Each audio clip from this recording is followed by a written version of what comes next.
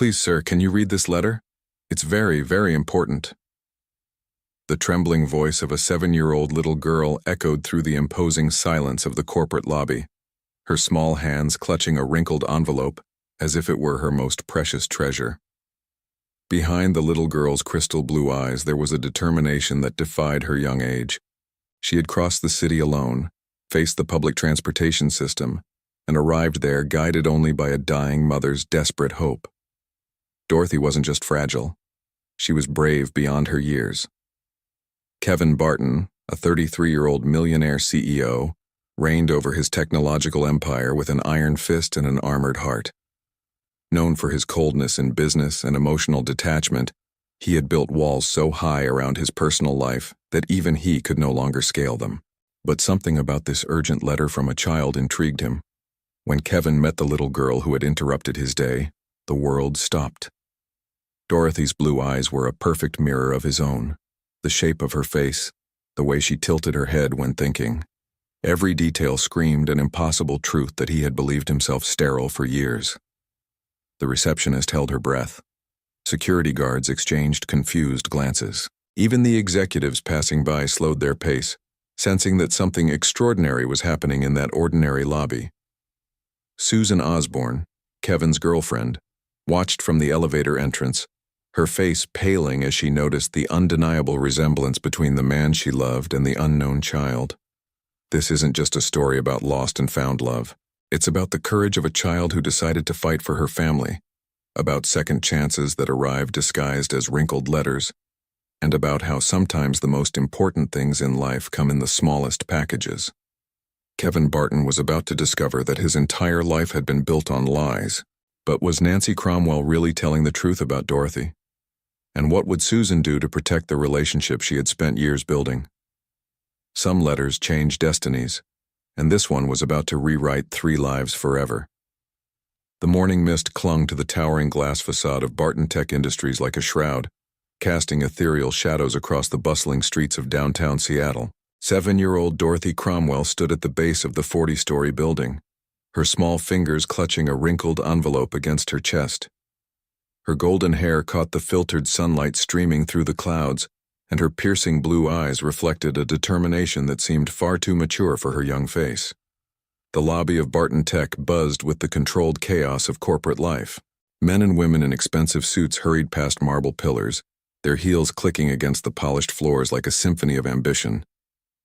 Dorothy approached the imposing reception desk, where a woman with perfectly styled auburn hair and a crisp navy blazer sat behind a computer screen. "Excuse me, ma'am," Dorothy said, her voice barely above a whisper as she stood on her tiptoes to see over the desk. The receptionist, Margaret Harrison, looked down with surprise at the unexpected visitor. "Well, hello there, sweetheart," Margaret said, her professional demeanor softening instantly. "Are you lost? Where are your parents?" Dorothy shook her head vigorously, her blonde curls bouncing. "I'm not lost. I need to give this letter to the most important man in this building. Mommy said it's very, very important." She held up the envelope with both hands, as if it were made of precious glass. Margaret glanced around the lobby, uncertain how to handle this unusual situation. "What's your name, honey?" "Dorothy Cromwell. And this letter is for the boss man. Mommy wrote it and she said I had to make sure he reads it today because—" Dorothy's voice wavered slightly. "Because she might not be able to write any more letters soon." The innocence in Dorothy's voice, coupled with the gravity of her words, sent a chill down Margaret's spine. She looked at the envelope, noticing the careful handwriting that spelled out Kevin Barton, CEO, urgent and personal, in elegant script. "Sweetie, Mr. Barton is a very busy man. He's in meetings all day and—" "Please," Dorothy interrupted, her blue eyes filling with tears that she refused to let fall. "Mommy said this is the most important letter she's ever written. She said it might save both of us." Margaret felt her heart constrict. Something about this little girl's desperation resonated with her maternal instincts. Against all company protocol, she picked up her phone and dialed Kevin Barton's direct line. 40 floors above, Kevin Barton sat in his corner office, a monument to success and isolation. Floor-to-ceiling windows offered a panoramic view of Elliott Bay, But Kevin rarely noticed the beauty beyond the glass. His dark hair was impeccably styled, his charcoal gray suit pressed to perfection, and his steel blue eyes focused intently on quarterly reports spread across his mahogany desk. At 33, Kevin had built Barton Tech from a small software startup into one of Seattle's most successful technology companies. But success had come at a cost. His office felt more like a fortress than a workplace, designed to keep the world at a safe distance. The walls were lined with awards and accolades, but conspicuously absent of any personal photographs or mementos that might hint at a life beyond corporate achievement. His phone buzzed, interrupting his concentration. "Mr. Barton," Margaret's voice came through the intercom. "I have an unusual situation down here. There's a little girl who insists on delivering a letter to you personally. She says it's urgent." Kevin's jaw tightened with irritation. "Margaret, you know I don't have time for—" "Sir, with all due respect, I think you should see this child. There's something different about this situation. The letter is marked personal and urgent, and she seems genuinely distressed." Kevin closed his eyes and rubbed his temples, feeling the familiar tension headache beginning to form. His day was already packed with back-to-back meetings, and he had no patience for interruptions, especially ones involving children. But Margaret had been with the company for 8 years and had never made such a request before. "Fine," he said curtly. "Send her up, but make it quick." As Margaret escorted Dorothy to the executive elevator, the little girl's eyes widened with wonder at the opulent lobby. Crystal chandeliers cast rainbow patterns on the walls, and abstract artwork worth more than most people's annual salaries adorned every corner. But Dorothy wasn't intimidated by the grandeur. She was focused solely on her mission. The elevator ride to the 40th floor felt like an eternity. Dorothy pressed her face against the glass wall of the elevator, watching Seattle shrink below her. "It's like being in the clouds," she whispered to Margaret, who smiled despite her nervousness about breaking protocol. When the elevator doors opened with a soft chime, Dorothy found herself in an executive suite that looked more like a luxury hotel than an office space. Thick Persian rugs covered polished hardwood floors, and original oil paintings hung between mahogany-paneled walls. Margaret led her down a corridor lined with conference rooms, each equipped with the latest technology. "Mr. Barton's office is just through those doors," Margaret said gently, pointing to a set of imposing double doors at the end of the hallway. "Remember, he's very busy, so try to be brief, okay?" Dorothy nodded solemnly and walked toward the doors with the measured steps of someone carrying the weight of the world on their small shoulders. She raised her tiny fist and knocked 3 times, the sound echoing in the quiet corridor. "Come in," came a deep, authoritative voice from within. Dorothy pushed open the heavy door and stepped into Kevin Barton's domain. The office was even more impressive than the rest of the suite, with a massive desk positioned strategically in front of windows that offered a commanding view of the Seattle skyline. Behind the desk sat a man who looked like he had stepped out of a business magazine cover. Kevin looked up from his computer screen, prepared to deal with yet another interruption to his carefully scheduled day. But when his eyes fell on Dorothy, something unexpected happened. The irritated expression on his face froze, replaced by something that looked almost like recognition, though he couldn't understand why. The little girl standing in his doorway had the most startling blue eyes he had ever seen, eyes that seemed to mirror his own with uncanny precision. Her golden hair caught the light from his desk lamp, and there was something about the shape of her face, the determined set of her small jaw, that seemed hauntingly familiar. For a moment, neither of them spoke. Kevin found himself studying Dorothy's features with an intensity that surprised him, while Dorothy stood frozen in the doorway, suddenly aware of the gravity of the moment her mother had prepared her for. "Are you the boss man?" Dorothy finally asked, her voice barely above a whisper in the vast office. Kevin cleared his throat, trying to shake off the strange feeling that had overcome him. "I'm Kevin Barton, the CEO of this company. You must be the little girl with the letter." Dorothy nodded and walked across the plush carpet toward his desk, her small sneakers silent on the thick fibers. She held out the envelope with both hands, as if presenting a sacred offering. "Mommy wrote this for you. She said it's very, very important and that you have to read it right now." Dorothy's eyes never left his face as she spoke, searching for something she couldn't name. Kevin took the envelope, noting how the paper felt slightly damp from Dorothy's nervous perspiration.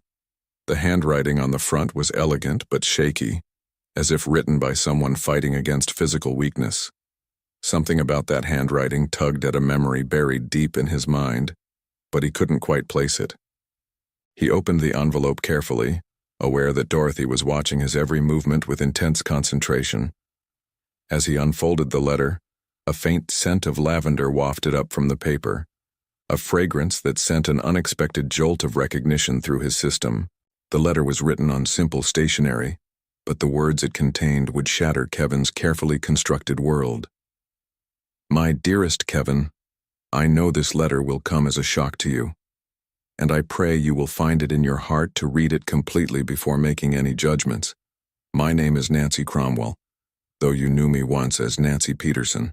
8 years ago, we shared something beautiful together, something that created the most precious gift I have ever received. Our daughter, Dorothy.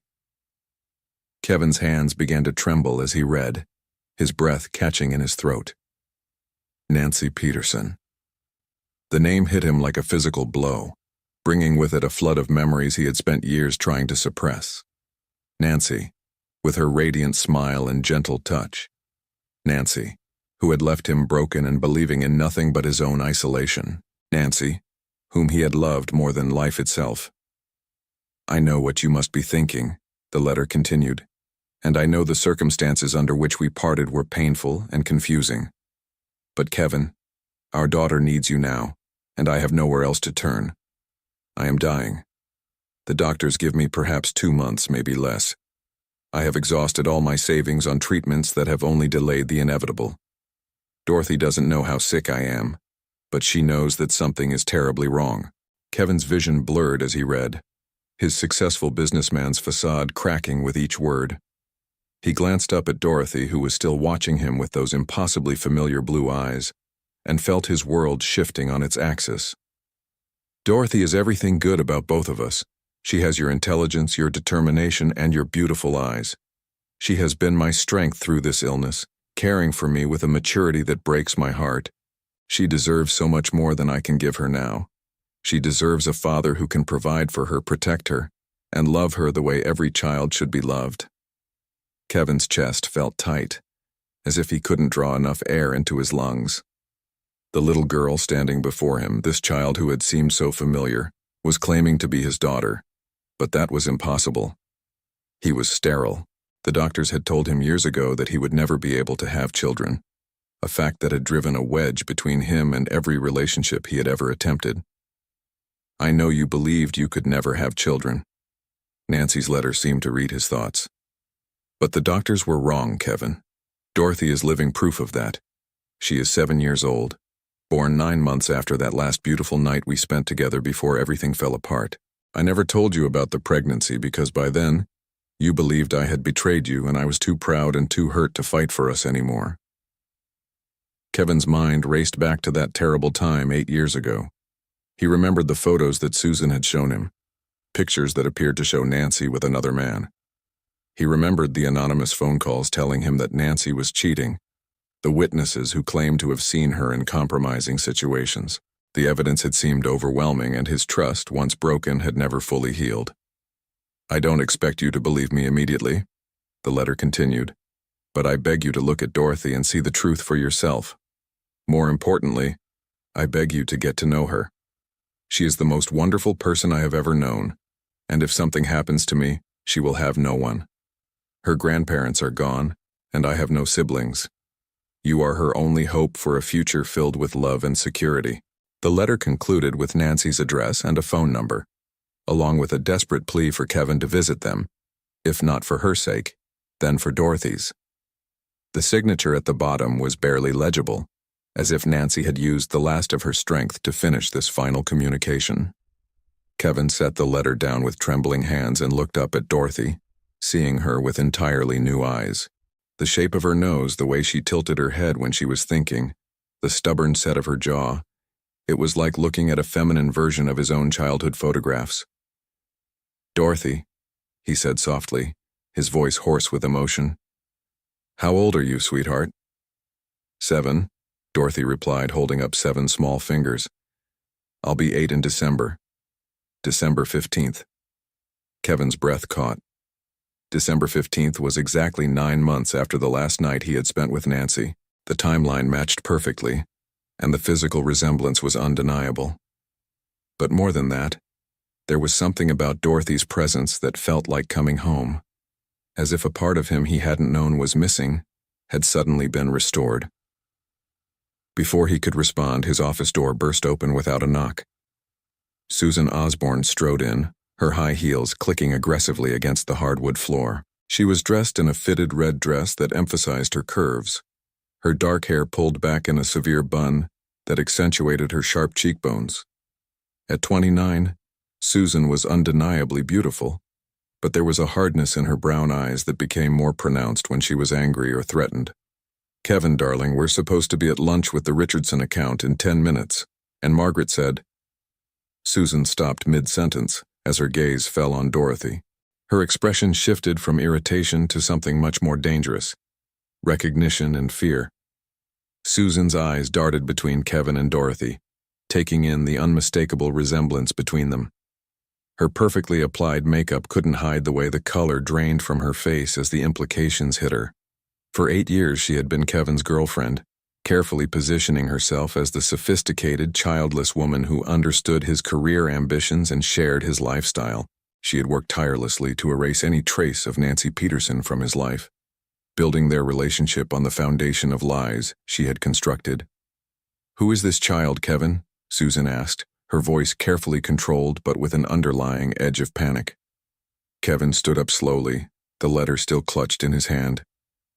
"Susan, this is Dorothy. Dorothy, this is Miss Osborne." He couldn't bring himself to call Susan his girlfriend in front of the child who might be his daughter. Dorothy studied Susan with the frank curiosity of a child, unaware of the adult tensions swirling around her. "Are you the boss man's wife?" she asked innocently. Susan's laugh was sharp and forced. "Not yet, sweetheart, but hopefully someday." She moved closer to Kevin's desk, her eyes scanning the letter in his hands. "Kevin, what's going on here? Why is there a child in your office?" Kevin looked at Dorothy, then at Susan, feeling the weight of the moment settling on his shoulders. "Dorothy brought me a letter from her mother. Her mother claims that Dorothy is my daughter." The words hung in the air like a live wire. Susan's composure cracked for just a moment, revealing the calculating panic beneath her polished exterior. She had spent years ensuring that Kevin would never discover the truth about Nancy, never learn about the child they had created together. And now, here was Dorothy, living proof of everything Susan had worked to hide. "Kevin, surely you don't believe—" Susan began, but Kevin held up his hand to silence her. "Dorothy," Kevin said, kneeling down to the child's eye level, "can you tell me about your mommy? Is she very sick?" Dorothy's lower lip trembled slightly, the first crack in the brave facade she had maintained all morning. "She gets really tired all the time, and sometimes she can't eat. She tries to hide it when she cries, but I hear her at night. The doctors keep giving her medicine, but it doesn't seem to help very much." Kevin felt his heart breaking at the child's words. Whether or not Dorothy was his biological daughter, she was clearly a little girl in crisis, dealing with adult problems that no child should have to face. "Where do you live, Dorothy? How did you get here today?" "We live in an apartment on Capitol Hill. Mommy gave me money for the bus, and she wrote down the directions for me. She said I'm a very smart girl, and that I could find you all by myself." Dorothy's pride in her accomplishment was evident, despite the circumstances that had brought her there. Kevin's mind reeled at the thought of a 7-year-old navigating the Seattle bus system alone, carrying what might be the most important letter of his life. The courage it must have taken for Dorothy to make that journey, and for Nancy to send her, spoke to a desperation that cut him to the core. "Kevin," Susan interjected, her voice tight with barely controlled emotion, "you can't possibly be considering that this child is yours. Remember what the doctors told you years ago. You can't have children." But Kevin was no longer listening to Susan. He was lost in Dorothy's eyes, seeing in them the echo of every dream he had abandoned when he believed he could never be a father. The child standing before him represented the possibility of everything he had convinced himself he didn't want, because it was impossible to have. "Dorothy," he said gently, "would you like to call your mommy and let her know you're safe? I think I'd like to meet her." Dorothy's face lit up with the first genuine smile Kevin had seen from her. "Really? Mommy said you might not want to see us. She said you're a very important man with lots of important things to do." "There's nothing more important than this," Kevin said, surprised by the conviction in his own voice. "Nothing at all." As Kevin reached for his phone to call Nancy, Susan grabbed his arm with desperate intensity. "Kevin, please, think about this rationally. You have a company to run, a life we've built together. You can't just throw everything away based on a letter from a woman who broke your heart 8 years ago." Kevin looked at Susan's perfectly manicured hand on his arm, then at Dorothy's small, trusting face. For the first time in years, the choice seemed crystal clear. "Susan, cancel my afternoon appointments. Dorothy and I are going to visit her mother." The drive to Capitol Hill was tense and silent. Kevin had insisted that Susan stay at the office despite her protests and demands to accompany them. He drove his black BMW through the Seattle traffic with unusual care, constantly glancing in his rearview mirror at Dorothy, who sat in the back seat with a borrowed child safety seat that Margaret had somehow produced from the company's emergency supplies. Dorothy directed him through the winding streets of Capitol Hill with surprising confidence, her small voice providing directions over the quiet hum of classical music from Kevin's radio. As they drove deeper into the residential neighborhood, Kevin noticed the gradual change from the polished business district to the more modest apartment buildings and small houses that characterize this part of the city. "Turn here," Dorothy said, as they approached a tree-lined street filled with older apartment complexes. "We live in the blue building with the white steps." Kevin parked in front of a modest 3-story building that had seen better days. The blue paint was faded and peeling in places, and the small front yard was more dirt than grass. It was a world away from Kevin's luxury penthouse, but there was something about the building's obvious attempts at maintenance: flower boxes in some windows, a carefully swept front walkway, that spoke to residents who cared about their home despite its limitations. Dorothy led him up 2 flights of narrow stairs, her small legs taking the steps with practiced ease. The hallway was dimly lit and smelled of cleaning products and cooking spices, a mixture of lives being lived in close proximity. They stopped in front of apartment 3B, and Dorothy pulled a small key from her pocket. "Mommy?" she called as she opened the door. "I brought someone to see you just like you asked." The apartment was tiny but meticulously clean, with sunlight streaming through windows that faced east toward downtown Seattle. The furniture was obviously secondhand but carefully arranged, and children's drawings were taped to the refrigerator and walls. It was clearly a home filled with love, even if it lacked material abundance. Nancy Cromwell emerged from what Kevin assumed was the bedroom, and the sight of her hit him like a physical blow. She had always been beautiful, but now she was ethereally fragile, her blonde hair thin and wispy from chemotherapy, her green eyes too large in her gaunt face. She wore a simple blue sweater and jeans that hung loosely on her diminished frame, but her smile when she saw Dorothy was radiant. "Dorothy, sweetheart, you made it back safely," Nancy said, kneeling down to embrace her daughter. Then her eyes met Kevin's over Dorothy's head, and the years seemed to collapse between them. "Hello, Kevin," Nancy said softly, her voice carrying the same melodic quality he remembered, but with an undertone of exhaustion that broke his heart.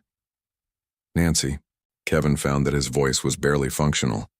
Seeing her again, clearly ill and fighting for her life, brought back every emotion he had spent years suppressing. "I got your letter."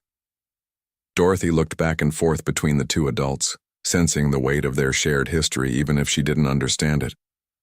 "Mommy, is this my daddy?" she asked with the directness that only children possess. Nancy's eyes filled with tears as she looked at her daughter, then at Kevin. "Sweetheart, this is Kevin Barton. He's someone very special who knew Mommy a long time ago." Kevin knelt down beside Nancy and Dorothy, bringing himself to their eye level. Up close, the resemblance between himself and Dorothy was even more striking. They had the same eye color, the same shape of face, even the same small dimple in the left cheek that appeared when they smiled. "Dorothy," he said carefully, "your mommy and I need to talk about some grown-up things. Would you mind playing in your room for a little while?" Dorothy nodded solemnly and disappeared down the short hallway, but Kevin suspected she would be listening from behind her partially closed door. Children, he was learning, were much more perceptive than adults often gave them credit for. Nancy gestured for Kevin to sit on the small sofa, settling herself carefully in a chair across from him. Even that simple movement seemed to require effort, and Kevin found himself fighting the urge to help her, uncertain of the boundaries in this surreal situation. "I wasn't sure you'd come," Nancy said, her hands folded tightly in her lap. "When Dorothy told me she was going to find you and deliver the letter herself, I was terrified. But she was so determined, and I'm running out of options." Kevin studied Nancy's face, seeing past the illness to the woman he had once planned to marry. "Nancy, I need to know the truth. Is Dorothy really my daughter?" Nancy met his gaze steadily. "Kevin, I swear to you on everything I hold sacred, on Dorothy's life, she is your daughter. She was conceived the last night we were together, before everything fell apart between us. I found out I was pregnant 2 weeks after you. After we broke up. But the doctors told me I was sterile," Kevin said, confusion evident in his voice. "The tests, the diagnosis, medical tests can be wrong," Nancy replied. "Or maybe the situation changed. I don't know the medical explanation, Kevin. All I know is that Dorothy exists, and she's ours." Kevin was quiet for a long moment, processing the implications. "Why didn't you tell me when you found out you were pregnant? Why let me believe all these years that I could never have children?" Nancy's composure finally cracked, tears streaming down her pale cheeks. "Because you thought I had betrayed you. You wouldn't take my calls, wouldn't see me. Your secretary had instructions not to put me through. I tried, Kevin. I tried so hard to reach you, but you had already decided I was a liar and a cheat." The pain in Nancy's voice was raw and immediate, bringing back memories that Kevin had worked hard to bury. He remembered his own agony during that time, the way her supposed betrayal had shattered his ability to trust anyone completely. "The evidence seemed overwhelming," he said quietly. "The photos, the witnesses, the phone call." "What photos?" Nancy asked, confusion replacing pain in her expression. "What witnesses? Kevin, what are you talking about?" Before Kevin could respond, Dorothy appeared in the doorway, her young face creased with concern. "Mommy, why are you crying? Are you sicker?" Nancy quickly wiped her tears and smiled at her daughter. "No, sweetheart. These are happy tears. I'm crying because I'm happy that Mr. Kevin came to visit us." Dorothy studied both adults with the penetrating gaze that Kevin was beginning to recognize as one of her defining characteristics. "Are you my daddy?" she asked Kevin directly, her blue eyes searching his face for the truth. Kevin felt the weight of the moment settling on his shoulders. This little girl deserved honesty, but he also needed certainty before he made any commitments that would change all their lives forever. "Dorothy," he said carefully, "I need to do some tests to make sure, but I promise you if I am your daddy, I will do everything I can to take care of both you and your mommy." Dorothy nodded as if this was a perfectly reasonable response. "Mommy says tests are important. She has lots of tests at the hospital." The mention of Nancy's medical situation brought Kevin back to the immediate crisis at hand. "Nancy, tell me about your condition. What exactly are the doctors saying?" Nancy glanced meaningfully at Dorothy, who was still hovering in the doorway. "Dorothy, sweetheart, would you go color in your coloring book while Mr. Kevin and I finish talking?" After Dorothy reluctantly disappeared again, Nancy's mask of strength finally slipped completely. "It's ovarian cancer, stage 4. It had already spread by the time they found it. I've been through 2 rounds of chemotherapy, but..."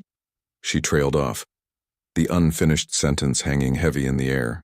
"What do the doctors say about treatment options?" Kevin asked, though he suspected he already knew the answer. There's an experimental treatment at Seattle Cancer Care Alliance. It's shown promise in similar cases, but insurance won't cover it, and I can't afford it. The cost is astronomical. Over $200,000 just for the first phase. Nancy's voice was steady, but Kevin could see the desperation she was trying to hide. $200,000. For Kevin, it was less than he spent on his car. The realization of the different worlds they inhabited hit him with stunning clarity. While he lived in luxury, Nancy was literally dying from lack of funds for treatment. Nancy, regardless of the paternity test results, I want you to start that treatment immediately. I'll cover the costs. Nancy stared at him in shock. Kevin, you can't possibly. Yes, I can, he interrupted firmly. Dorothy needs her mother, and I. He paused, surprised by the emotion in his own voice. I can't bear the thought of losing you again. Not like this. From down the hallway came the sound of Dorothy's voice, talking to what Kevin assumed were her dolls or stuffed animals. My daddy came to visit today, she was saying. He's very tall and has blue eyes just like mine. I think he's going to help Mommy get better. The innocent certainty in Dorothy's voice cut through Kevin's heart like a blade. This child had already accepted him as her father, was already building dreams around his presence in their lives. The responsibility of that trust was both terrifying and exhilarating. I need to arrange for a DNA test, Kevin said quietly. Not because I don't believe you, but because I need legal documentation for Dorothy's sake.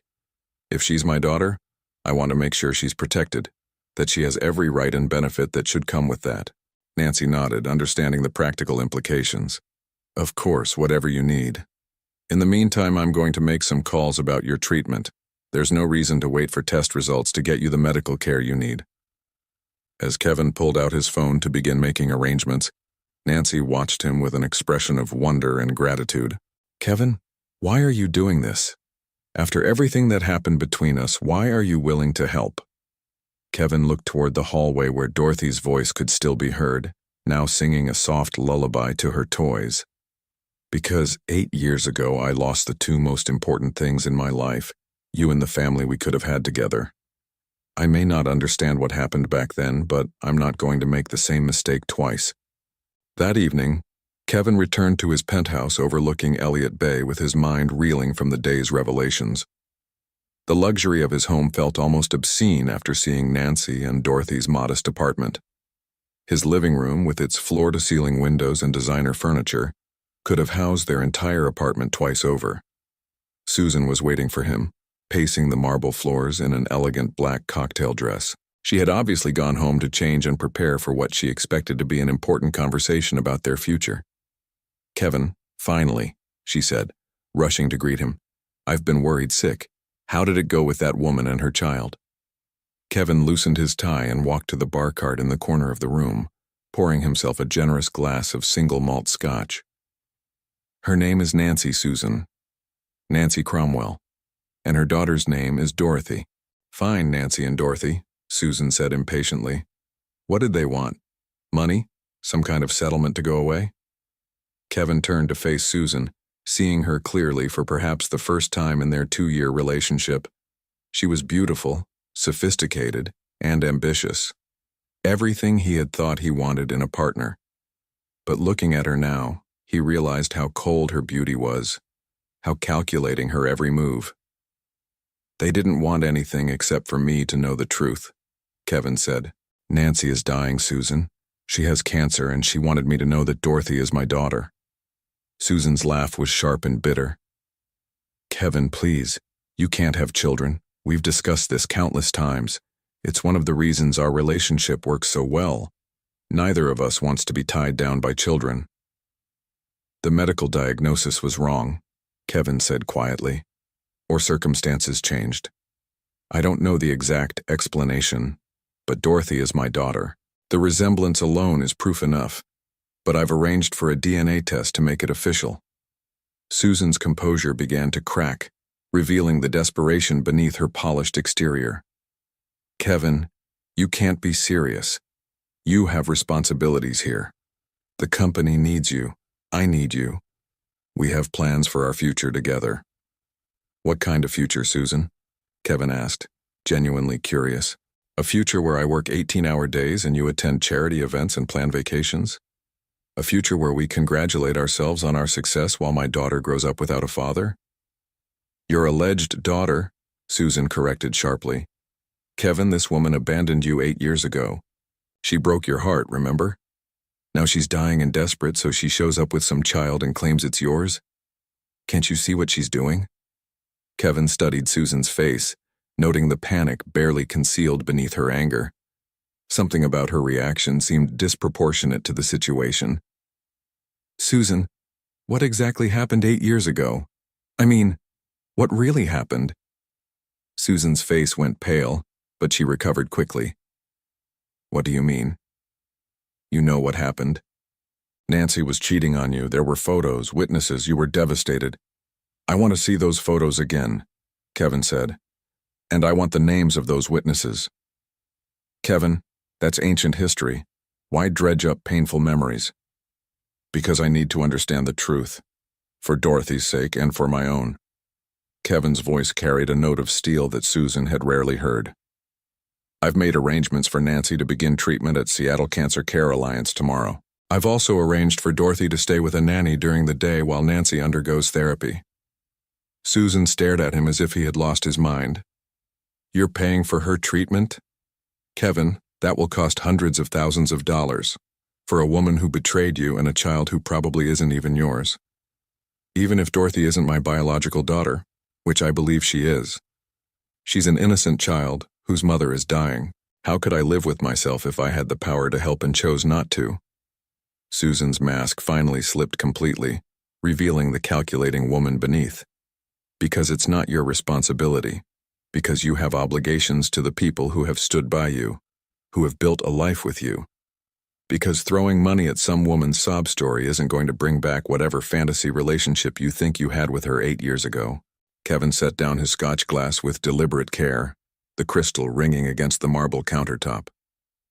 Susan, I think you should leave. Kevin, please don't let emotions cloud your judgment. We can work through this together. Maybe we could help the child in some other way, set up a trust fund or something, but you don't need to get personally involved. I said you should leave, Kevin repeated, his voice quiet but final. Susan stared at him for a long moment, seeming to realize that her usual tactics weren't working. Fine. But Kevin, when this fantasy implodes and you realize you've been manipulated, don't expect me to be waiting around to pick up the pieces. After Susan left, Kevin stood alone in his penthouse looking out at the lights of Seattle reflected in the dark waters of the bay. For the first time in years, his home felt empty, not because he was alone, but because the people who mattered weren't there with him. He pulled out his phone and scrolled through his contacts until he found the number for Dr. Michael Harrison, his personal physician and longtime friend. Mike, it's Kevin. I need a favor. I need a DNA test done as quickly and accurately as possible, and I need it done with complete discretion. Kevin, it's 11 o'clock at night. What's this about? Kevin walked to his window, looking out over the city where Nancy and Dorothy were probably sleeping in their small apartment. Mike, I think I might be a father. The next morning, Kevin arrived at Nancy and Dorothy's apartment with coffee, fresh pastries from a French bakery, and a car seat properly installed in his BMW. Nancy answered the door wearing the same clothes from the day before, but she had attempted to style her thinning hair and apply a small amount of makeup. Kevin, you didn't have to bring breakfast, Nancy protested, but gratefully accepted the coffee. Mommy, look, Dorothy exclaimed, running to the window. There's a really fancy car outside. It's so shiny. That's Mr. Kevin's car, sweetheart, Nancy explained. He's going to drive us to the hospital today. Dorothy's eyes widened with excitement. Really? Can I sit in the front seat? You'll sit in the back seat with a special car seat just like a race car driver, Kevin said, kneeling down to Dorothy's level. Safety first, right? As they drove to the Seattle Cancer Care Alliance, Kevin found himself studying Dorothy in the rearview mirror. She chattered continuously, pointing out interesting buildings, asking questions about how cars worked, and wondering aloud about whether the hospital would have good food in their cafeteria. Dorothy, you're quite the conversationalist, Kevin observed. What's a conversationist? Dorothy asked, struggling with the big word. It means you're really good at talking and asking interesting questions, Kevin explained, smiling at her in the mirror. Mommy says I ask too many questions sometimes, Dorothy replied thoughtfully. But she says curious people learn more about the world. Nancy reached back from the front seat to squeeze Dorothy's hand. That's right, sweetheart. Questions are how we discover new things. The Seattle Cancer Care Alliance was a modern facility nestled in the heart of the city's medical district. As they walked through the gleaming lobby, Dorothy stayed close to her mother's side, her usual chatter subdued by the clinical atmosphere. Kevin found himself fighting an unexpected surge of protectiveness as he watched Nancy navigate the check-in process with practiced efficiency. Mrs. Cromwell, the receptionist said warmly, Dr. Martinez is ready to see you. And I understand your treatment has been approved for immediate start? Nancy looked at Kevin with tears in her eyes. Yes, that's correct. While Nancy was whisked away for consultations and preparation, Kevin and Dorothy found themselves in the children's waiting area, a cheerfully decorated space with books, toys, and a small play kitchen. Are you scared for Mommy? Dorothy asked suddenly, settling beside Kevin on a child-sized couch that barely accommodated his tall frame. The directness of her question caught him off guard. Yes, I am a little scared. Are you? Dorothy nodded solemnly. I'm scared all the time. But Mommy says being brave doesn't mean you're not scared. It means you do the right thing even when you're scared. Kevin felt something shift in his chest as he looked at this remarkable little girl. Your mommy is very wise and very brave.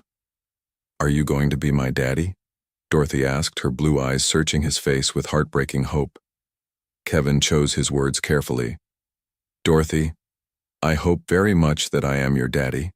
We need to do a special test to make sure, but regardless of what that test says, I promise you that I will always be here to help take care of you and your mommy. Dorothy considered this for a moment, then reached over and took his hand in both of her small ones. I think you are my daddy. You have the same hands as me, see? She placed her tiny palm against his much larger one, and Kevin was amazed to see that she was right.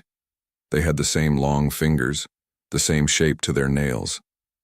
3 hours later, Nancy emerged from the treatment area looking exhausted but hopeful. The experimental chemotherapy would be administered over several months, with treatments 3 times per week. The doctors were cautiously optimistic about her response to the new protocol. How do you feel, Mommy?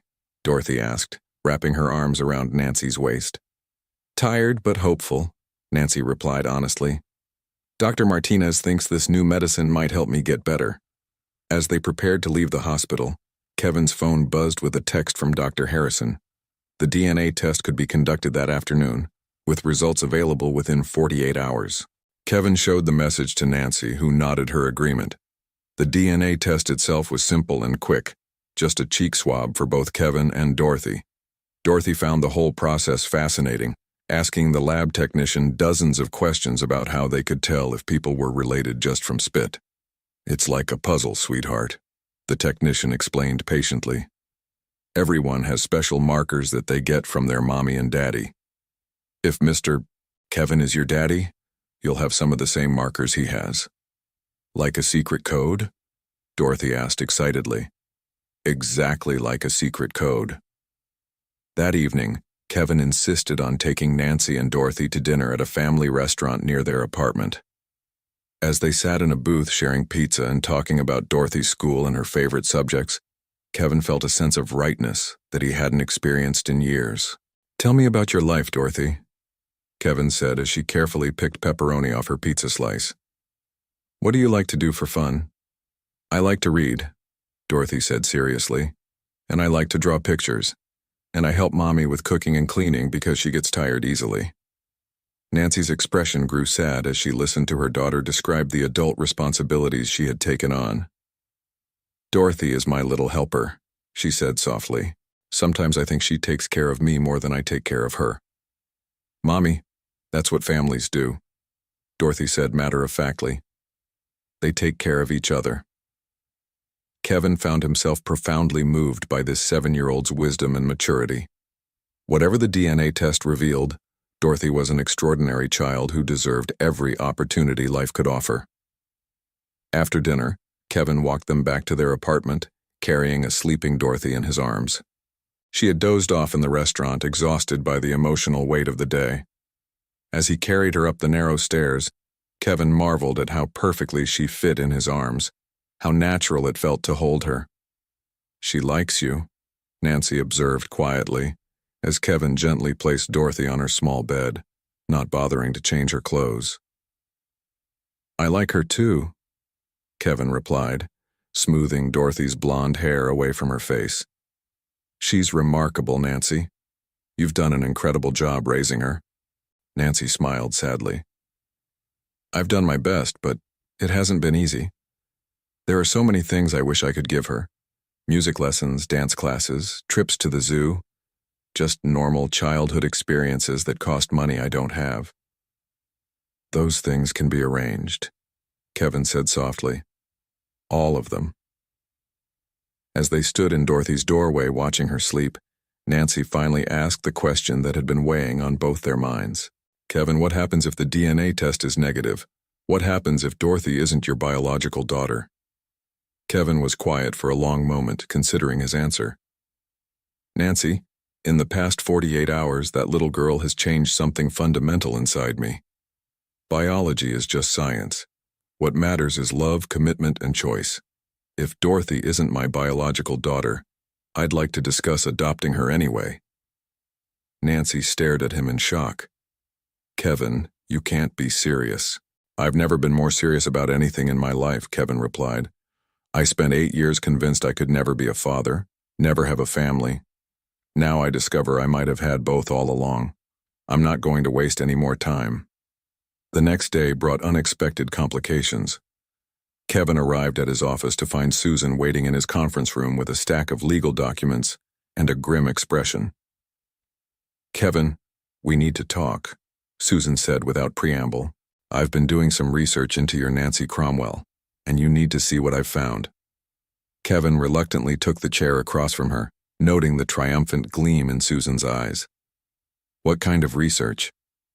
"The kind that reveals the truth about the woman you're so eager to rescue," Susan said, sliding a folder across the table. "Nancy Cromwell has quite an interesting history. Did you know she was married 2 years ago? To a man named Robert Fitzpatrick?" Kevin's blood ran cold as he opened the folder to find copies of a marriage certificate and several photographs showing Nancy in a wedding dress, kissing a tall man with dark hair. "The marriage was annulled after 6 months," Susan continued, her voice dripping with false sympathy. "Apparently, Mr. Fitzpatrick discovered that Nancy had been less than honest about several aspects of her past, including the existence of a child." Kevin stared at the documents, feeling the familiar sensation of having the ground shift beneath his feet. "When was this marriage?" 2 years ago, which means Nancy was playing house with another man while raising the child she claims is yours. Kevin, doesn't this pattern seem familiar? Doesn't it remind you of what happened 8 years ago?" Before Kevin could respond, his assistant knocked on the conference room door. "Mr. Barton, Dr. Harrison is on line 1.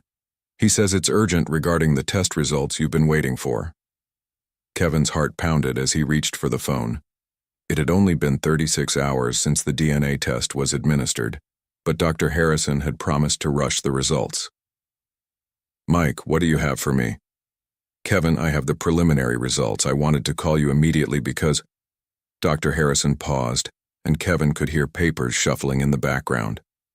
"Kevin, the test results are negative.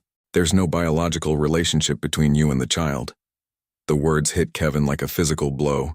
He felt Susan's hand on his shoulder, her voice offering comfort that sounded hollow in his ears.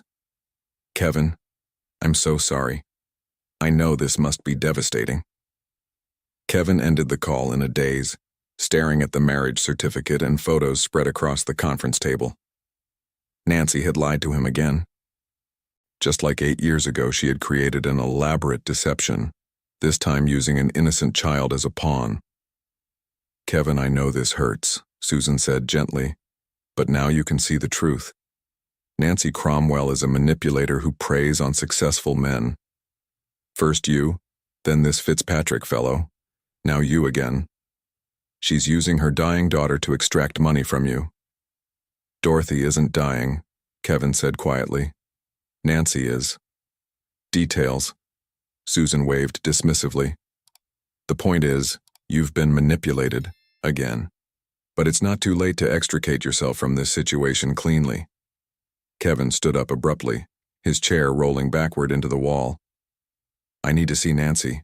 I need to hear her explanation. Kevin, what explanation could possibly justify this level of deception? Susan called after him as he headed for the door. You owe her nothing. But Kevin was already gone, his mind reeling with questions and anger, and a heartbreak that felt all too familiar. As he drove toward Capitol Hill, he tried to reconcile the Nancy he had been falling in love with all over again, with the woman who could orchestrate such an elaborate lie.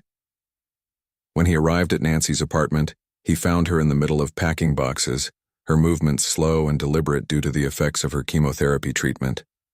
Kevin, she said, looking up with surprise and pleasure. I wasn't expecting you until this evening. How did the DNA results? She stopped mid-sentence when she saw his expression. We need to talk, Kevin said curtly. About Robert Fitzpatrick, about your marriage 2 years ago, about the lies you've been telling me. Nancy's face went white, and she sank into her chair as if her legs could no longer support her. Kevin, I can explain.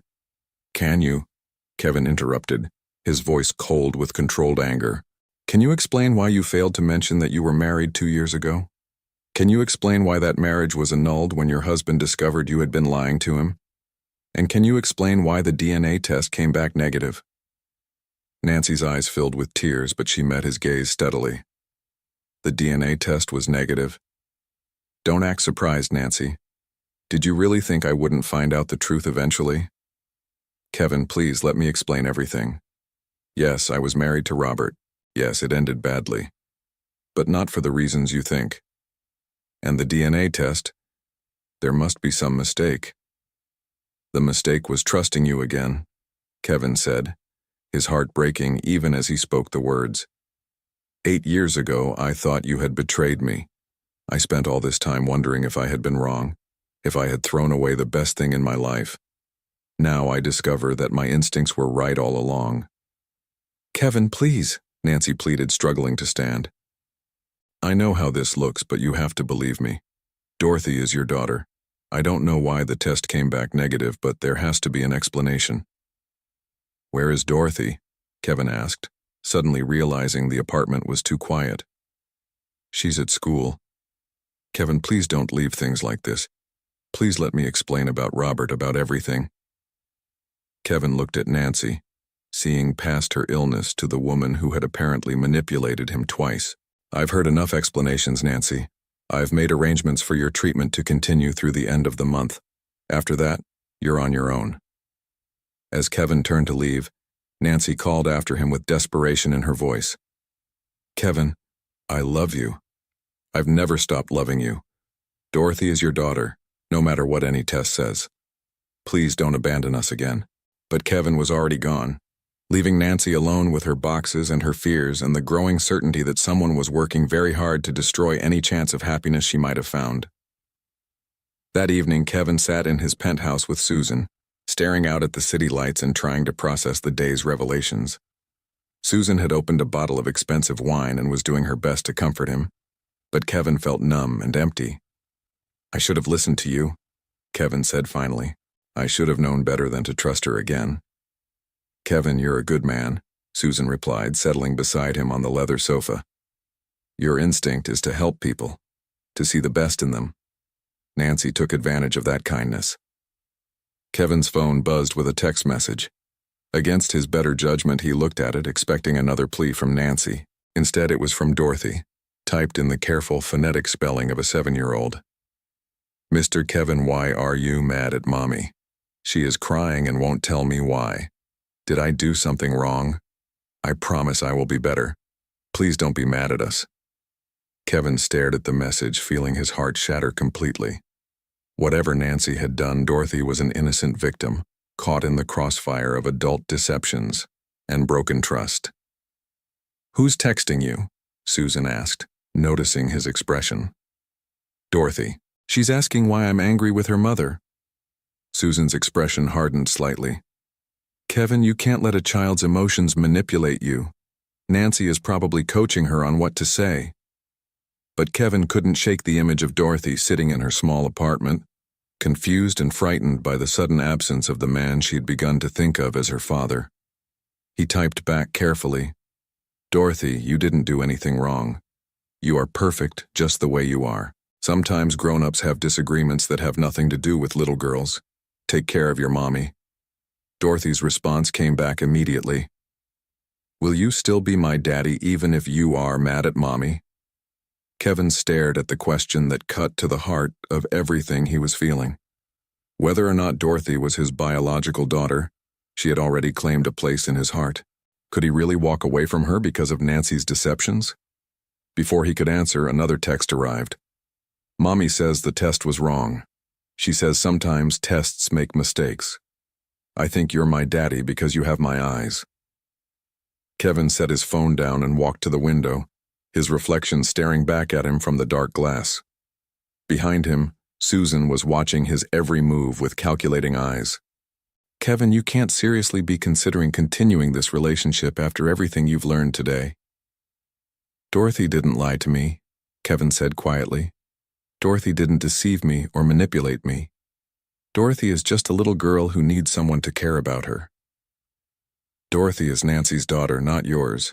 You have no legal obligation to her, no moral responsibility.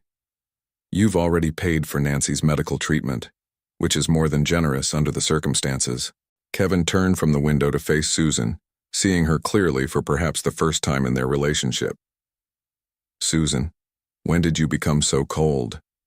When did you become someone who could dismiss a child's welfare so easily?" Susan's mask slipped for just a moment, revealing something calculating and desperate underneath. "I became realistic, Kevin. I learned to protect the people I care about from being taken advantage of by manipulative people. Or maybe," Kevin said slowly, pieces of a puzzle beginning to fall into place in his mind, "maybe you became someone who manipulates situations to get what she wants." Susan's face flushed with anger. "What's that supposed to mean?" "It means I'm beginning to wonder about the evidence that broke Nancy and me up 8 years ago. It means I'm wondering about the convenient timing of your research into Nancy's marriage. And it means I'm wondering about DNA test results that came back faster than they should have." "Kevin, you're being paranoid. The stress of this situation is affecting your judgment." But Kevin was already reaching for his phone, scrolling through his contacts. "Mike Harrison is not just my doctor, he's my friend. He's also one of the most ethical people I know.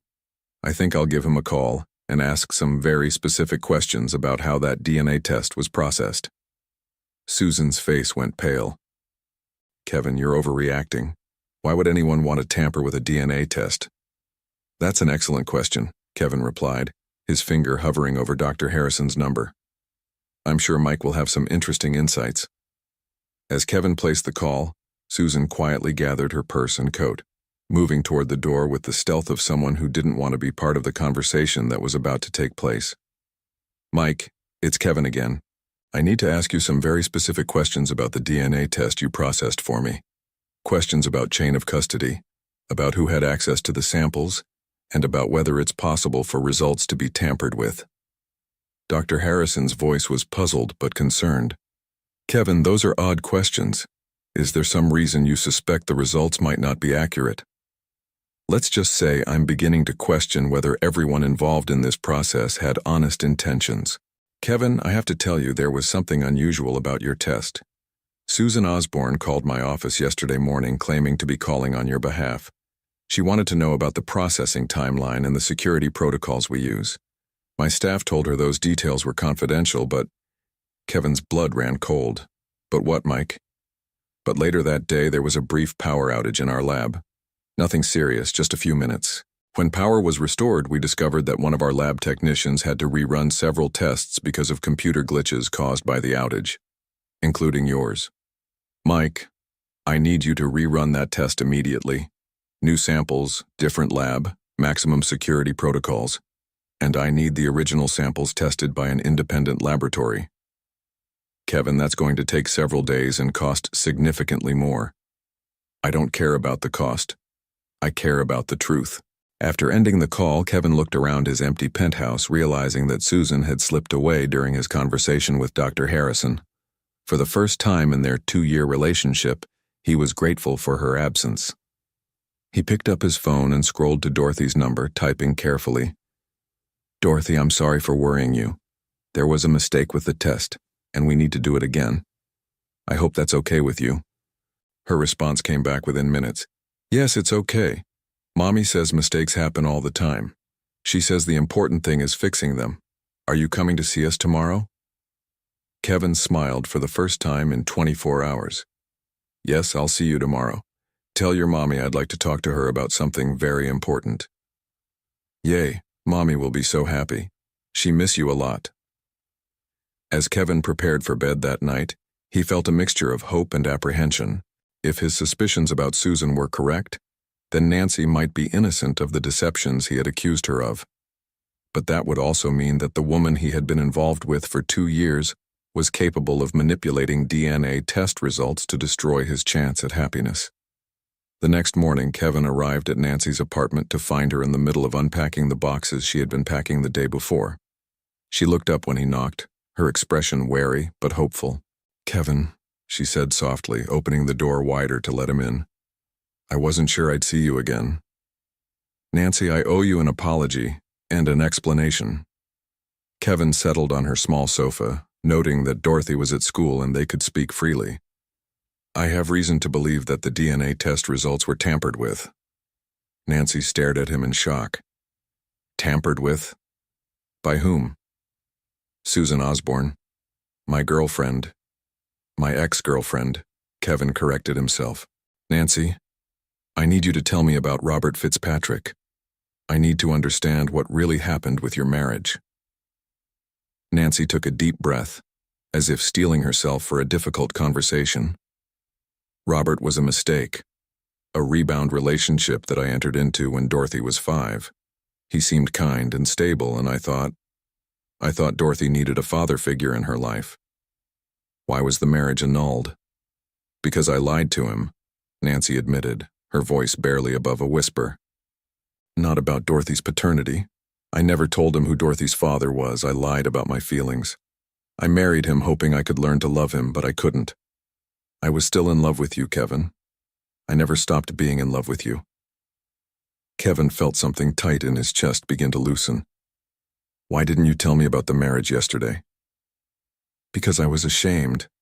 Because I knew how it would look. Because I was afraid you'd think I was the kind of person who uses men, when the truth is that Robert was the only other relationship I've had since you. And it failed precisely because I couldn't get over you."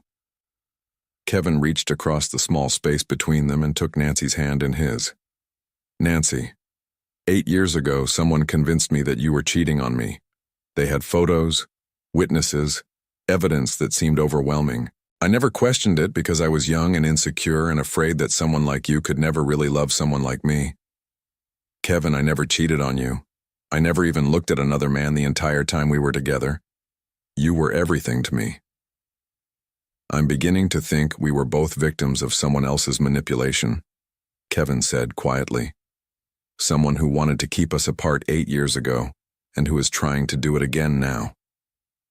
Before Nancy could respond, Kevin's phone rang. Dr. Harrison's name appeared on the screen, and Kevin answered immediately. "Mike, please tell me you have news." "Kevin, I have very disturbing news. The original DNA samples were definitely tampered with. Someone introduced a foreign substance that would cause a false negative result. But we ran the new test you requested, and Kevin, you need to sit down." "I'm sitting. What are the results?" "Kevin, Dorothy is definitely your daughter. There's no question whatsoever. The paternity probability is 99.97%. Kevin felt the world shift back into focus, colors becoming brighter and sounds becoming clearer. He looked at Nancy, who was watching his face with desperate hope. "She's mine," he said softly. "Dorothy is my daughter." Nancy burst into tears, covering her face with her hands as relief flooded through her. "I knew it," she sobbed. "I knew the test was wrong. Kevin, I would never lie to you about something so important." Kevin ended the call and pulled Nancy into his arms. holding her as she cried against his chest. "Nancy, I'm sorry. I'm sorry for doubting you, for believing the worst, for walking away. I'm sorry for 8 years of missed bedtime stories and birthday parties and first days of school. You're here now," Nancy whispered against his shirt. "That's what matters. You're here now." They held each other in the small apartment. Two people who had lost 8 years of their lives to lies and manipulation, finally finding their way back to each other. When Nancy finally pulled back to look at his face, Kevin gently wiped the tears from her cheeks. "Nancy, there's something else we need to discuss. I think Susan was involved in what happened 8 years ago, too. I think she's been manipulating both of us for a very long time." Nancy's eyes widened with understanding. "Susan Osborne. I remember her from when we were dating. She worked at your company then too, didn't she?" "She did. And she was always around, always offering to help with problems, always ready with information that seemed to prove your betrayal." Kevin felt anger building in his chest as he began to see the pattern that had been hidden for so long. "Kevin, what are we going to do?" Before Kevin could answer, the apartment door burst open and Dorothy ran in, still wearing her school backpack and chattering excitedly about her day. She stopped short when she saw Kevin and Nancy sitting together on the sofa, their faces serious. "Are you guys sad?" Dorothy asked, her young face creased with concern. "No, sweetheart," Kevin said, opening his arms to her. "We're happy. Very, very happy. Dorothy, I have something important to tell you." Dorothy climbed onto the sofa between them, looking back and forth between the two adults who had become the center of her world. "Dorothy," Kevin said carefully, "the test results came back, and they show that I am definitely your daddy." Dorothy's face lit up with pure joy. "I knew it," she exclaimed, throwing her arms around Kevin's neck. "I knew you were my daddy because you have my eyes and my hands and you're nice to mommy." Kevin held his daughter for the first time as her father, breathing in the scent of her hair and feeling a completeness he had never experienced before. Over Dorothy's head, he met Nancy's eyes and saw his own feelings reflected there. Love, relief, and determination to protect their family from anyone who might try to tear them apart again. "Daddy," Dorothy said, pulling back to look at his face, "does this mean you're going to live with us now?" Kevin looked at Nancy, seeing the question in her eyes as well. "Dorothy, would you like that?" "More than anything in the whole world," Dorothy said seriously. "Then you could read me bedtime stories and help me with my homework and teach me how to drive your fancy car when I'm big enough." Kevin laughed, the sound rich and full of joy. "I think I'd like that very much too." But even as Kevin basked in the happiness of finally being united with his family, he knew that Susan wasn't going to give up easily. She had invested too much time and effort in keeping them apart to simply accept defeat. The battle for their family was just beginning. That evening, Kevin returned to his penthouse to find Susan waiting for him once again, but this time she wasn't alone. A tall man in an expensive suit stood beside her, and Kevin recognized him immediately from the photographs Susan had shown him. Robert Fitzpatrick. "Kevin," Susan said with false brightness, "I'd like you to meet Robert Fitzpatrick, Nancy's ex-husband. He has some very interesting things to tell you about the woman you're so eager to trust." Robert stepped forward with an apologetic smile. "Mr. Barton, I'm sorry to intrude, but when Susan told me about your situation with Nancy, I felt I had to warn you. Nancy Cromwell is not the woman she pretends to be." Kevin studied both of them, noting how Susan's hand rested possessively on Robert's arm, how their body language suggested a partnership that went beyond simple acquaintance. "Really?" Kevin said mildly. "How long have you two known each other?" Susan and Robert exchanged a quick glance that they thought Kevin didn't notice. "We just met recently," Susan said smoothly. "Through mutual friends. When Robert heard about your situation, he volunteered to share his experience." "How generous of him," Kevin replied. "And what exactly is your experience with Nancy, Mr. Fitzpatrick?" Robert launched into a rehearsed-sounding speech about Nancy's supposed deceptions during their marriage, her alleged manipulation of men for financial gain, and her claims that Dorothy's father was a wealthy businessman who had abandoned them. As Robert spoke, Kevin watched Susan's face, noting the satisfaction in her expression as she listened to Nancy being systematically destroyed by a man who was supposed to have loved her. "That's quite a story," Kevin said when Robert finished. "There's just one problem with it." "What's that?" Susan asked, her confidence wavering slightly. "Nancy and I had new DNA tests done today, with maximum security protocols and independent verification.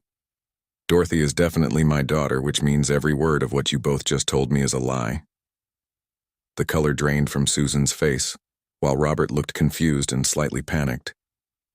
"Kevin, that's impossible. The first test was tampered with," Kevin interrupted, "by someone with access to my doctor's office and knowledge of the testing procedures. Someone who called pretending to be acting on my behalf." Susan's composure finally cracked completely. "Kevin, you're making a mistake. Nancy is using you just like she used Robert. Can't you see that?" "What I see," Kevin said calmly, "is a woman who has spent 8 years raising my daughter alone because someone convinced me that the woman I loved had betrayed me. What I see is a pattern of manipulation and lies designed to keep me from my family." Kevin pulled out his phone and scrolled through his contacts. "Susan, I think it's time we had a conversation with my security team. And my lawyers. And possibly the police, depending on how cooperative you decide to be about explaining exactly how you managed to tamper with medical test results." Robert backed toward the door, clearly realizing he had been used as a pawn in Susan's scheme. "Look, I don't know what's going on here, but I was just trying to help. Susan said you were being taken advantage of by the same woman who had hurt me." "Mr. Fitzpatrick," Kevin said, his voice carrying the authority of someone accustomed to being obeyed, "I suggest you leave now, before you become any more involved in whatever Susan has been planning." After Robert fled, Kevin turned his full attention to Susan, who was standing in his living room like a cornered animal. 8 years, Susan. For 8 years, you've been manipulating my life, keeping me from my family, building a relationship based on lies. Why?"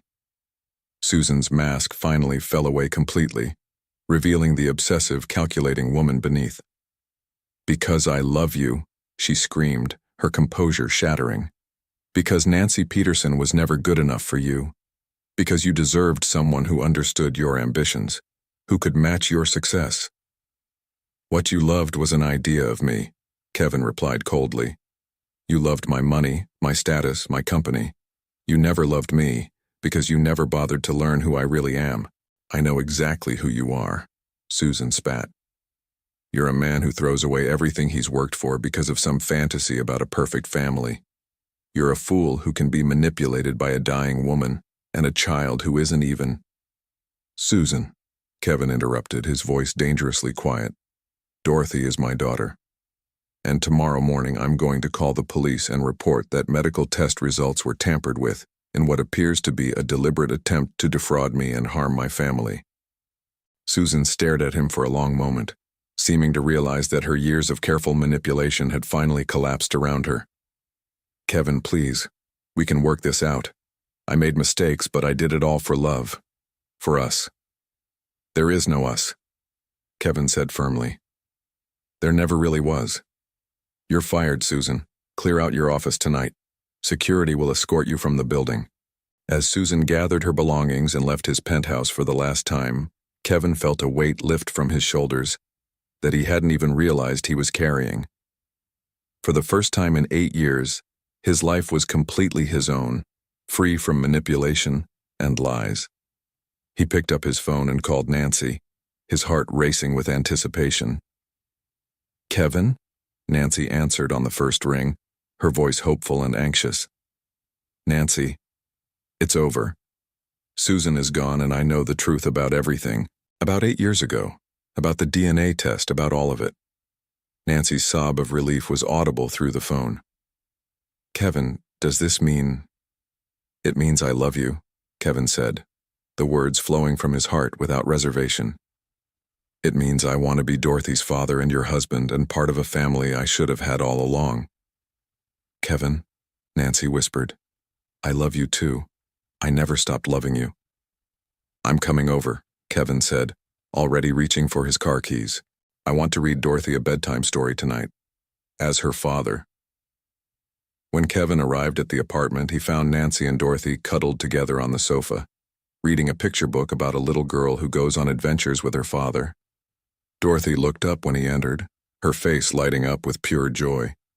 "Daddy," she exclaimed, launching herself into his arms. "Mommy said you're going to stay with us now." "If that's what you want," Kevin said, settling onto the sofa with Dorothy in his lap and Nancy curled against his side. "It's what I've wanted my whole life," Dorothy said seriously. "Even before I knew who you were, I used to wish for a daddy who would love me and Mommy." Kevin looked around the small apartment that had become more of a home to him in a few days than his penthouse had been in years. "Actually, I was thinking that maybe you and Mommy might like to come live with me. I have a very big house with lots of rooms and a yard where you could play." Dorothy's eyes widened with excitement. "Really? Could we bring all my stuffed animals?" "We can bring everything that's important to you," Kevin promised. As they sat together planning their future, Kevin's phone buzzed with a text from Dr. Harrison. "Kevin wanted you to know that the authorities are very interested in the test tampering case. Susan Osborne is going to have some serious legal problems. Also, Nancy's treatment is showing early signs of success. The new protocol seems to be working." Kevin showed the message to Nancy, who burst into tears of relief and joy. "Kevin, maybe everything is going to be okay after all." "Everything is going to be better than okay," Kevin replied, kissing her forehead gently. "We're going to be a family, a real family." 3 months later, Kevin, Nancy, and Dorothy were living together in Kevin's renovated penthouse, which had been transformed from a cold bachelor pad into a warm family home. Dorothy's artwork covered the refrigerator, children's books filled the bookshelves, and the sound of laughter echoed through rooms that had been silent for too long. Nancy's treatment was progressing better than anyone had dared hope. Her hair was beginning to grow back and her energy levels were slowly returning to normal. Most importantly, the latest scans showed that the experimental treatment was working. The cancer was in full remission. On a crisp December evening, just 2 weeks before Dorothy's 8th birthday, Kevin found himself pacing nervously in their bedroom while Nancy helped Dorothy with her homework at the kitchen table. Hidden in his nightstand drawer was a small velvet box that had been burning a hole in his consciousness for weeks. "Daddy, you're walking funny," Dorothy observed when he emerged from the bedroom for the 3rd time in 10 minutes. "Are your feet okay?" Nancy looked up from Dorothy's math worksheet, noting Kevin's obvious nervousness with amusement. "Yes, Daddy, are your feet okay?" Kevin took a deep breath, realizing that his elaborate plans for a romantic proposal seemed silly in the face of the simple, genuine love that filled their home every day. "Actually, my feet are fine, but my heart is very full." Dorothy tilted her head with curiosity. "What does that mean?" Kevin knelt down beside Dorothy's chair, pulling the small velvet box from his pocket. "It means that I love you and your Mommy more than I ever thought it was possible to love anyone. And I was wondering if you would help me ask your Mommy a very important question." Dorothy's eyes widened with excitement as she saw the ring box. "Is that what I think it is?" "That depends on what you think it is," Kevin said, grinning at his daughter's enthusiasm. "It's a ring for Mommy. You're going to ask her to marry you." Dorothy practically bounced in her chair with excitement. Nancy covered her mouth with her hands, tears already forming in her eyes as she watched the 2 most important people in her world share this moment. "Dorothy," Kevin said seriously, "I need to ask you something first. Would it be okay with you if I married your Mommy? Would you want me to be your daddy forever and always, legally and officially?" Dorothy launched herself into Kevin's arms, nearly knocking him over with the force of her enthusiasm. "Yes, yes, yes, I want you to be my daddy forever. And I want you to marry Mommy so we can all have the same last name." Kevin stood up, still holding Dorothy, and turned to face Nancy, who was watching them through tears of joy. "Nancy Cromwell," he said, his voice steady despite the emotion threatening to overwhelm him. 8 years ago, I thought I lost you forever. 3 months ago, I discovered that the best parts of my life were waiting for me to be brave enough to claim them." He set Dorothy down and took Nancy's hands in his, the ring box balanced carefully in his palm. "Nancy, you are the strongest, most beautiful, most incredible woman I have ever known. You raised our daughter to be brilliant and kind and fearless. You fought for your life so you could be there for her. You forgave me for doubting you and welcomed me into the family you had built with such love and determination." Nancy was crying openly now, but her smile was radiant. "Kevin, Nancy, will you marry me? Will you let me spend the rest of my life making up for the years we lost? Will you let me be the husband you deserve and the father Dorothy needs?" "Yes," Nancy whispered, then louder. "Yes, of course, yes." Kevin slipped the ring onto Nancy's finger, a stunning solitaire diamond surrounded by smaller stones that caught the light from every angle. Dorothy clapped her hands with delight, dancing around the kitchen table in celebration. "We're going to be a real family," Dorothy sang. "We're going to be the Bartons." As Kevin kissed Nancy, sealing their engagement and their commitment to the future they would build together, Dorothy continued her celebratory dance, already making plans for the wedding, for the family they would become, for all the adventures that lay ahead. 6 months later, on a perfect June day overlooking Elliott Bay, Kevin and Nancy were married in a small ceremony attended by close friends and family. Dorothy served as the flower girl, wearing a dress the exact shade of blue as her eyes and carrying a bouquet of white roses. She had insisted on being part of the ceremony in every way possible, even writing her own vows to both her parents about how happy she was to finally have a complete family. Dr. Harrison, who had become not just Kevin's physician but a close family friend, officiated the ceremony. In his remarks, he spoke about the power of truth to heal old wounds and the importance of never giving up on love, even when it seems lost forever. Susan Osborne was notably absent, serving a prison sentence for fraud and conspiracy charges related to the tampering of medical records. Her elaborate scheme to destroy Kevin and Nancy's relationship had ultimately been her downfall, exposing a pattern of manipulation and criminal behavior that extended far beyond their situation. As Kevin and Nancy exchanged vows, promising to love and protect each other through whatever challenges life might bring, Dorothy stood beside them with tears of happiness streaming down her young face. This little girl, who had been brave enough to deliver a letter that changed everything, had finally gotten the family she had always dreamed of. In his vows, Kevin spoke directly to Dorothy as well as to Nancy. "Dorothy, you came into my life carrying a letter from your mother, but you brought me so much more than that. You brought me purpose, joy, and the chance to be the father I always hoped I could be. I promise you that I will never let anything or anyone separate our family again." Nancy's vows were equally emotional. "Kevin, 8 years ago, we lost each other to lies and misunderstandings, but our love created something beautiful, our daughter Dorothy, who brought us back together. I promise to trust in our love, to communicate openly and honestly, and to build the future we should have had all along." After the ceremony, as the small wedding party celebrated with dinner and dancing on the terrace of Kevin's penthouse, Dorothy pulled both her parents aside for a private moment. "Mommy, Daddy," she said seriously, "I have something important to tell you." Kevin and Nancy exchanged amused glances, wondering what profound observation their 8-year-old daughter was about to share. "What is it, sweetheart?" Nancy asked. Dorothy took both their hands in her small ones, her expression solemn. "I'm glad I was brave enough to take that letter to Daddy's office. I was really scared that day, but Mommy always says that being brave means doing the right thing even when you're scared." Kevin knelt down to Dorothy's level, his heart full of pride and love for this remarkable child. "Dorothy, you are the bravest person I know.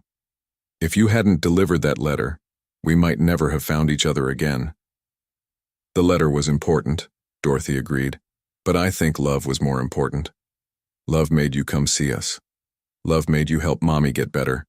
Love made us into a family." Nancy wiped tears from her eyes as she listened to her daughter's wisdom. "You're absolutely right, sweetheart. Love was the most important thing of all." As the sun set over Seattle, painting the sky in brilliant shades of orange and pink, the Barton family stood together on their terrace, looking out over the city where their story had unfolded. Dorothy was right. It had been love that brought them together, love that sustained them through the challenges, and love that would carry them into whatever future awaited them. Kevin wrapped his arms around his wife and daughter, marveling at how completely his life had changed from that morning when a small blonde girl had walked into his office with a wrinkled envelope and an unshakable determination to reunite her family. "What are you thinking about, Daddy?" Dorothy asked, noticing his contemplative expression. "I'm thinking about how sometimes the most important things come in the smallest packages," Kevin replied, squeezing her gently. "And I'm thinking about how grateful I am that you were brave enough to deliver your mother's letter." Dorothy smiled up at him with the wisdom of a child who had seen her wishes come true through courage and persistence. "Mommy always says that good things happen to people who don't give up. We didn't give up on being a family, did we?" "No, sweetheart," Nancy said, joining their embrace as the first stars began to appear in the darkening sky. "We never gave up, and now we have forever to be together." As they stood there, surrounded by the glow of the city lights and wrapped in the warmth of their love for each other, Kevin reflected on the journey that had brought them to this moment. A letter written by a dying woman to the man she had never stopped loving. A 7-year-old girl brave enough to cross a city to deliver that letter. A love strong enough to survive 8 years of separation, manipulation, and lies. Their story had begun with a simple question. Can you read this letter? It's very important. But it had become something far more significant, a testament to the power of family, the strength of true love, and the courage required to fight for the people who matter most. The letter that had changed everything was now framed and hanging in Dorothy's bedroom, a reminder of the day a little girl's bravery had brought her family home. But more than that, it was a symbol of hope, proof that sometimes, against all odds, love really does conquer all. As the Barton family headed inside to continue their celebration, Dorothy skipped ahead of her parents, her voice carrying back to them on the evening breeze. "Tomorrow I'm going to write letters too. Letters to my friends telling them about my wedding and my new daddy and how dreams really do come true if you're brave enough to make them happen." Kevin and Nancy exchanged a look of pure happiness, knowing that their daughter, their brave, wise, wonderful daughter, would indeed make her dreams come true, just as she had made theirs come true with one very important letter on one very ordinary Tuesday morning that had turned out to be the most extraordinary day of their lives. We'd love to hear your thoughts on this beautiful love story. Let us know what you thought of this tale full of emotions and surprises. Tell us your name, where you're watching from, and rate this story from 0 to 10 if it touched your heart. And if you enjoyed the plot, don't forget to leave a like and subscribe to the channel so you don't miss the amazing new stories coming soon. See you next time.